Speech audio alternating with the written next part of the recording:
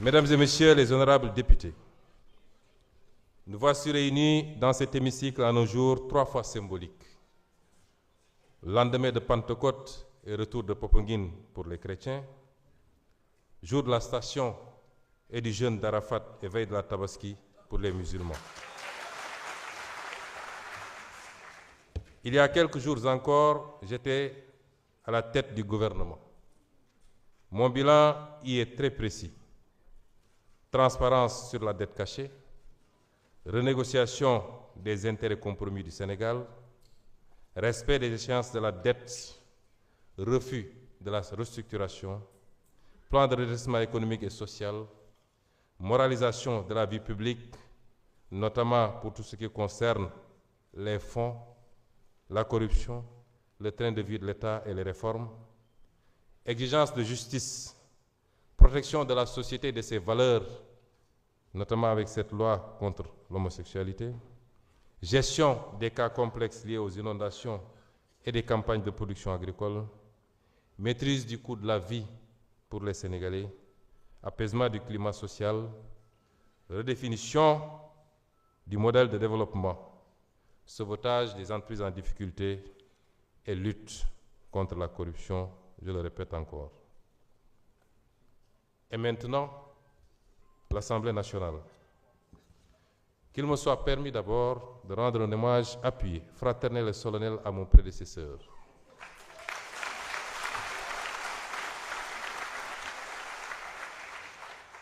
À mon prédécesseur, le président Malick Ndiaye.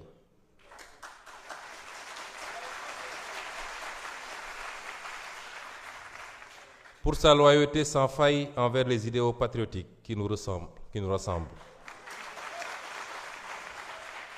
Et pour son dévouement de chaque instant. De le féliciter ensuite pour son bref mais brillant passage à la tête de cette Assemblée,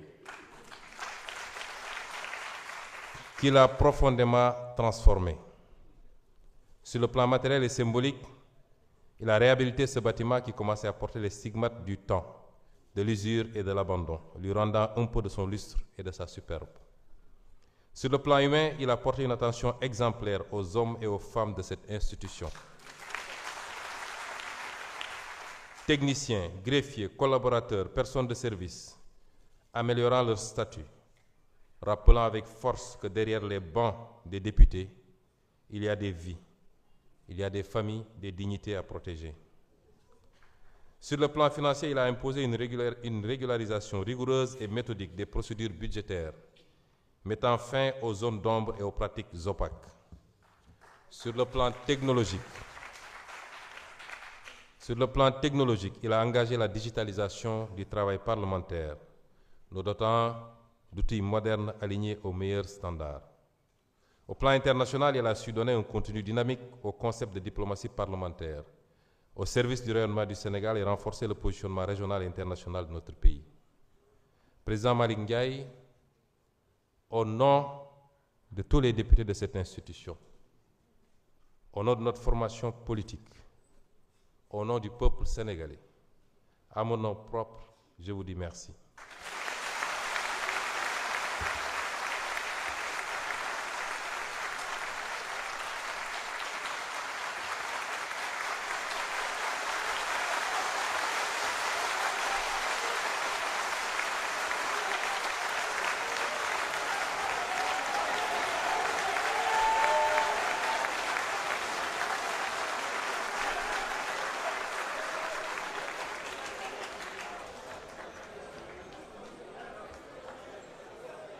Je remercie également du fond du cœur les députés qui m'ont accordé leur confiance.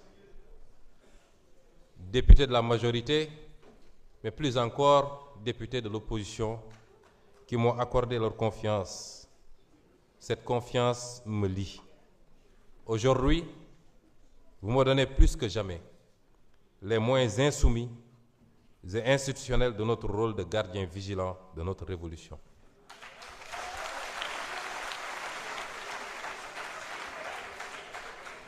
Nous en userons avec fermeté et responsabilité.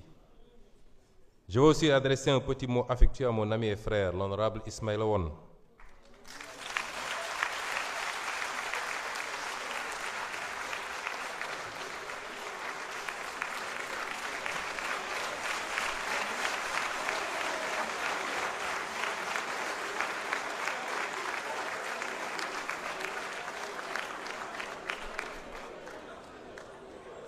Ismaël, j'ai éprouvé une immense satisfaction de savoir que ça allait être toi, mon suppléant.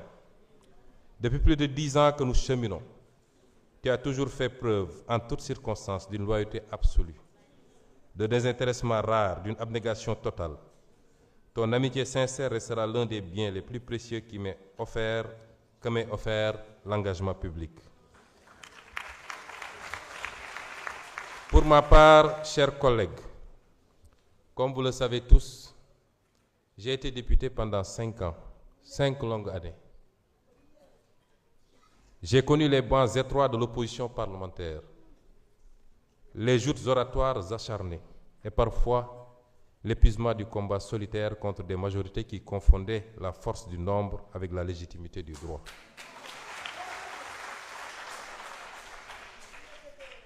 Puis j'ai été maire avant d'être appelé à devenir Premier ministre.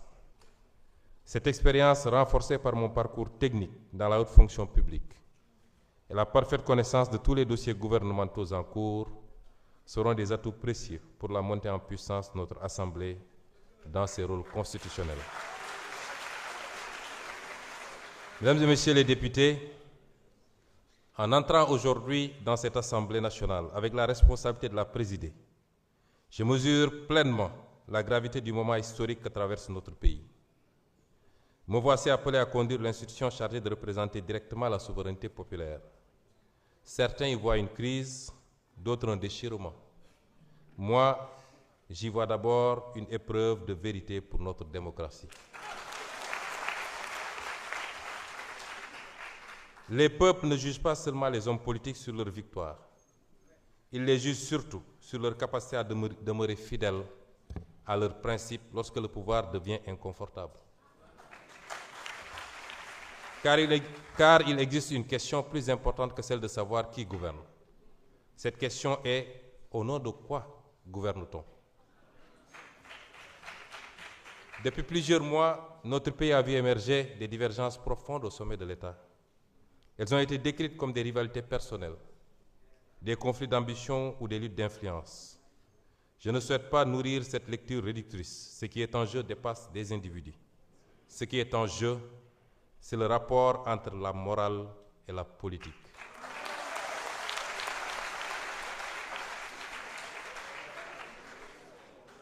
Aristote écrivait dans l'Éthique à Nicomaque que la politique est l'art suprême parce qu'elle a pour finalité le bien commun. Non pas pour le bien d'un clan, non pas pour la conservation d'un pouvoir pour lui-même, mais le bien de la cité. Il rappelait également qu'aucune cité ne peut durer si la vertu disparaît de ceux qui la dirigent. Au Sénégal même, cette question de l'éthique du pouvoir ne nous est pas étrangère. Le président Mamadou Dia rappelait déjà, au lendemain de l'indépendance, qu'aucun projet de transformation nationale ne peut survivre si les dirigeants confondent l'État avec leurs propres intérêts. Pour lui, la souveraineté ne pouvait pas être seulement politique. Elle devait être morale, économique et sociale. Il savait qu'un pays peut disposer d'un drapeau, d'un hymne national et d'institutions tout en demeurant prisonnier de pratiques qui vident la République de son sens. Ce que Mamadou Dia avait compris très tôt, beaucoup de nations africaines l'ont découvert parfois trop tard. Un pays peut survivre à la pauvreté matérielle, mais rarement à l'effondrement de sa morale publique. Une nation ne meurt pas seulement de pauvreté économique, elle peut mourir de fatigue morale. Elle peut mourir lorsque les institutions cessent d'être au service du peuple pour devenir des instruments de confort, de peur et de calcul. Elle peut mourir lorsque les institutions cessent d'être au service du peuple pour devenir des instruments de confort, de peur ou de calcul. Nous venons d'une longue histoire de dissolution africaine. Combien de peuples ont vu des mouvements de libération devenir des appareils de domination? Combien de promesses de rupture se sont dissoutes dans les privilèges, les accommodements et les silences? Combien de révolutions ont fini par craindre la transparence qu'elles réclamaient hier? Saint Augustin, dans la Cité de Dieu, posait une question redoutable. Qu'est-ce qu'un État sans justice? sinon une grande association de brigands? Qu'est-ce qu'un État sans justice, sinon une grande association de brigands? Cette phrase demeure d'une actualité implacable pour toutes les nations du monde. Lorsque la puissance publique cesse d'être ordonnée à la justice, elle ne produit plus la confiance, elle produit la résignation et la colère. C'est pourquoi je veux le dire ici avec gravité. La morale politique n'est pas une décoration destinée au discours de campagne électorale. Elle est la condition de survie des nations. Lorsqu'un peuple perd confiance dans la parole publique, il cesse progressivement de croire aux institutions elles-mêmes. Notre responsabilité historique est immense car notre peuple a beaucoup souffert pour rendre possible la révolution citoyenne par les urnes de 2024. Des jeunes sont tombés, des familles ont pleuré, des citoyens ont connu la prison, la peur et parfois l'exil. Le peuple sénégalais n'a pas porté notre projet au pouvoir pour assister à une simple permutation d'élite.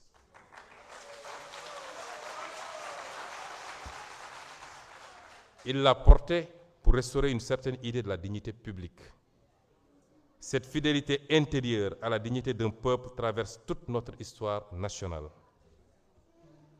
Aline Sitoé Diatta avait déjà compris qu'un peuple ne demeure libre que lorsqu'il refuse intérieurement la résignation. Face à la domination coloniale, elle ne disposait ni d'armée, ni d'État, ni d'institutions. Elle ne possédait qu'une force morale, la conviction qu'aucune puissance n'est durable lorsqu'elle exige d'un peuple qui renonce à sa dignité. Cette leçon demeure actuelle. Les nations commencent à se perdre le jour où leurs dirigeants demandent à leur peuple de s'habituer au renoncement. Cheikh Ahmadou Bamba, lui aussi, nous a transmis. Cheikh Ahmadou Bamba, lui aussi, nous a transmis une autre leçon essentielle dans les périodes de tension.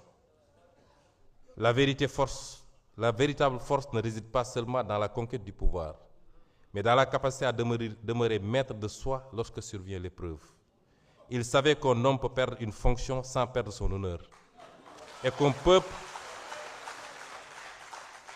qu'un peuple peut traverser les tempêtes sans abandonner sa dignité.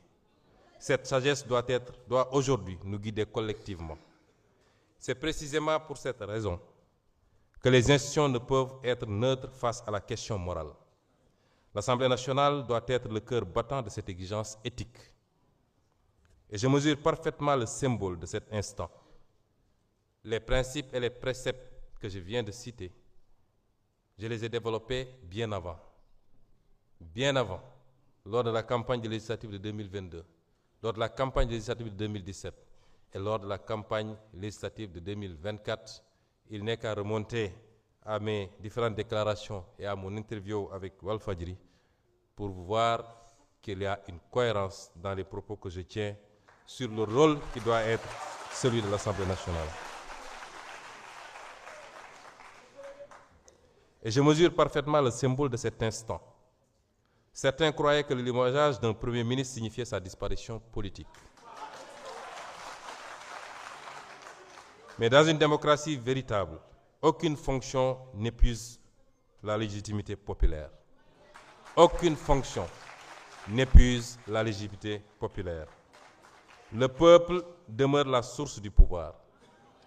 Et cette Assemblée, forte de la confiance massive accordée au projet porté par PASTEF lors des législatives du 17 novembre 2024, possède aujourd'hui une responsabilité historique particulière.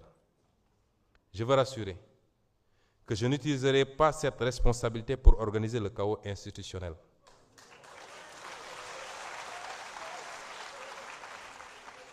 Je n'utiliserai pas, et aucun député avec moi, je n'utiliserai pas cette assemblée pour nourrir des vendettas personnels. Ce serait trahir notre propre combat. Mais je le dis avec la même clarté, l'Assemblée nationale ne sera pas une chambre d'enregistrement.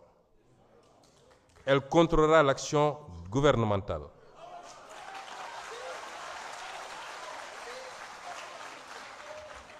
Elle exercera pleinement ses prérogatives constitutionnelles de vote des lois, de contrôle de l'action du gouvernement et d'évaluation des politiques publiques. Elle défendra la transparence des finances publiques, la reddition des comptes et la souveraineté populaire. Elle usera de tous les leviers de contre-pouvoir. Tous les leviers de contre-pouvoir constitués. Elle usera de manière responsable, mais tout aussi ferme, de tous les leviers de contre-pouvoir constitués selon la gravité des faits et des circonstances. Cette exigence morale ne relève d'ailleurs pas seulement de la philosophie ou de l'histoire politique.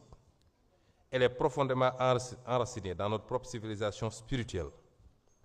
Le Coran enseigne qu'Allah vous commande de rendre les dépôts à leurs ayants droit.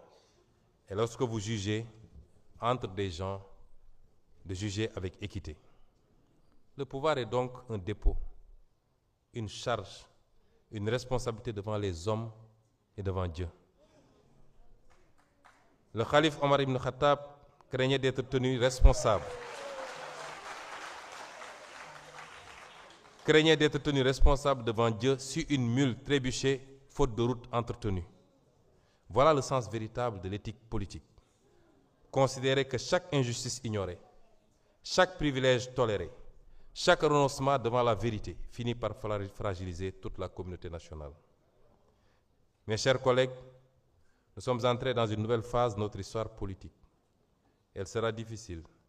Elle sera traversée par des tensions, des tentatives de division et des pressions multiples. Mais elle peut aussi devenir un moment de maturation démocratique. Le Sénégal doit montrer à l'Afrique qu'une crise politique peut être affrontée sans haine, sans violence et sans effondrement institutionnel. Nous devons prouver qu'un peuple africain peut débattre fermement sans détruire son propre État. Nous devons démontrer que la fidélité aux principes est plus forte que les calculs de circonstances. Je tends la main à tous les députés de cette Assemblée, majorité comme opposition. Car au-dessus des appartenances partisanes, il existe une exigence supérieure, celle qui consiste à préserver la République, et l'histoire retiendra moins les postes occupés que les principes défendus dans les moments décisifs. Et dans ces moments-là, la seule véritable question est toujours la même.